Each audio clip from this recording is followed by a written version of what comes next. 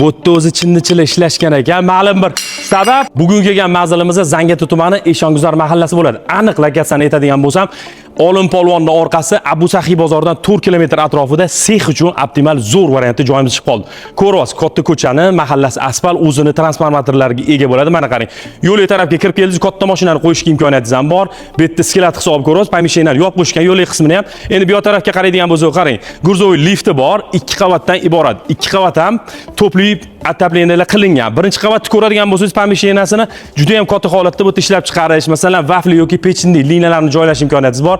Yotoqxonaga keladigan bo'lsa 50 ta 60 ta bola, qiz bola hammasiga yotishga imkoniyat yaratib qo'yish. Narxiga keladigan bo'lsa, bu joyimizning narxi 390 ming dollar startli baholaymiz.